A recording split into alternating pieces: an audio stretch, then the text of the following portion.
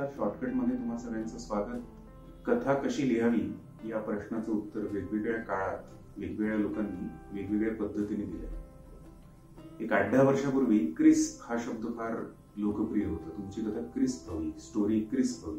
Crisp तेव्हा वेफर्सही होते, पण वेफर्स सारखी कथा लिहायची म्हणजे कशी लिहायची ते समजत नव्हतं लोकांना. आता क्रिस्प हा शब्द थोडासा मागे पडलेला आहे.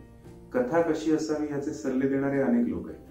कथा चांगली हवी, छान हवी, मजा आली पाहिजे, विनोदी हवी. पण या सगळ्यांच्या ज्या व्याख्या आहेत त्या अपुऱ्या आहेत, कारण चांगलं याची काही निश्चित अशी व्याख्या आपल्याला करता येऊ शकत नाही. माझ्यासाठी एखादी चांगली गोष्ट तुमच्यासाठी कदाचित वाईटही असू शकते. मग आता कथेची व्याख्या कशी करायची, कथेत काय असलं पाहिजे? तर आपण कथा कशी असली पाहिजे याच्यासाठी आपल्या जरा जुन्या कथांना शरण गेलं पाहिजे.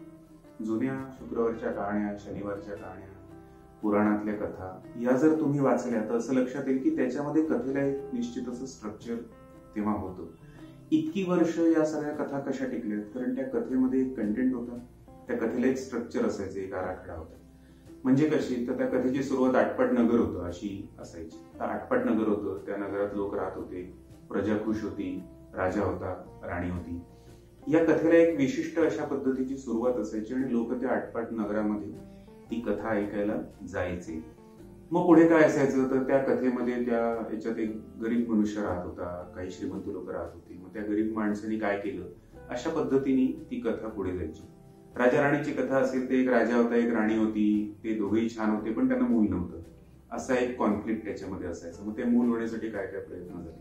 किंवा राजा होता, त्याला 2 राण्या होत्या, एक आवडती होती, एक नावडती होती. मग नावडत्या राणीचं दुःख आणि मग ती नावडती राणी आवडती कशी झाली, अशा पद्धतीची ती कथा होती. या सगळ्या कथांकडे बघितलं तसं लक्षात येईल की या कथेला एक निश्चित अशी सुरुवात होती, एक निश्चित असा मध्य होता आणि एक निश्चित असा शेवट होता. सुरुवात, मध्य आणि शेवट असणारी जी काही गोष्ट असते त्याला आपण कथा म्हणू शकतो. एक विशिष्ट सुरुवात, एक विशिष्ट मध्य, त्या मध्यामध्ये एक विशिष्ट प्रकारचा कॉन्फ्लिक्ट म्हणजे एक विशिष्ट प्रकारचा प्रश्न पडला पाहिजे आणि त्या प्रश्नाचं उत्तर त्या कथेने शोधलं पाहिजे. जो प्रश्न निर्माण करेल त्याच्यावरच उत्तर देण्याची जबाबदारी असली पाहिजे. कथा लेखकांनी प्रश्न निर्माण करावे, कथा संपायच्या त्या कथेचं उत्तरही तुम्ही दिलं पाहिजे.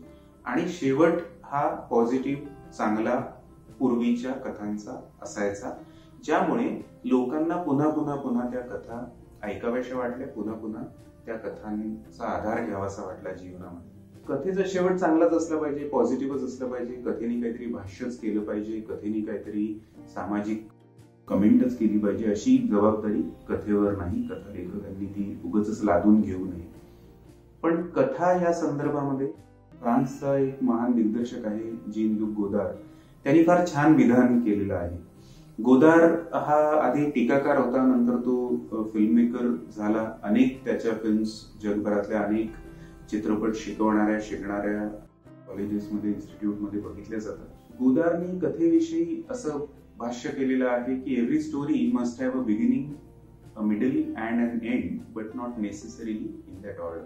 कथेला सुरुवात असावी, मध्य असावा आणि शेवट असावा, पण त्या क्रमानेच तो असला पाहिजे असं काही नाही. त्याचा क्रम मागे पुढे होऊ शकतो आणि अशा प्रकारे कथेकडे बघण्याचा आपला दृष्टिकोन असला पाहिजे. गोदारचा मुद्दा लक्षात घेतला आणि आपल्याकडच्या सगळ्या पौराणिक कथांचे संदर्भ लक्षात घेतले तर आपल्याला काही वेगळे प्रयोग या कथेमध्ये करता येईल. अर्थात राजा राणी आहे आणि त्यांना मूल होत नाही, किंवा राजाच्या 2 राण्या आवडती नावडती, या कथा तुम्ही आज लिहिल्या तर कदाचित आज त्या लोकांना ऐकायच्या नसतील. याचं कारण असं आहे की लोकांनी ते ऐकलेले आहेत. जे यापूर्वी झालेलं आहे ते पुन्हा एकदा करण्यात काही हशील नाही. काही वेगळा प्रयोग आपण कथा लेखनामध्ये करू शकतो. त्याच्यामध्ये मध्य असावा, सुरुवात असावी, शेवट असावा, पण त्या क्रमानेच असलं पाहिजे अशी जबाबदारी, असं बंधन लेखकावर नाही, असं गोदारने सांगितलेलं आहे. या सगळ्या दृष्टिकोनातून आपण कथेकडे बघितलं पाहिजे. तुम्ही एकदा या सगळ्या दृष्टिकोनातून कथेकडे बघा, जुन्या कथा वाचा, नवीन कथा कुठल्या दिशेने चाललेल्या आहेत त्याचा अंदाज घ्या आणि आपल्या शॉर्ट फिल्मसाठी एक वेगळ्या प्रकारची कथा लिहून बघा. अशा प्रकारे जी कथा तुम्ही लिहाल त्याच्यावर जी शॉर्ट फिल्म कराल ती आमच्या चॅनलवर जरूर शेअर करा. शॉर्टकटवर असलेल्या काही शॉर्ट फिल्म्स तुम्ही जरूर बघा, त्या मी खाली लिंक मध्ये देतो आहे, त्याही तुम्हाला बघायला नक्की आवडतील. आणि शॉर्टकट शेअर करा, सबस्क्राईब करा आणि लाईक सुद्धा करायला विसरू नका. धन्यवाद.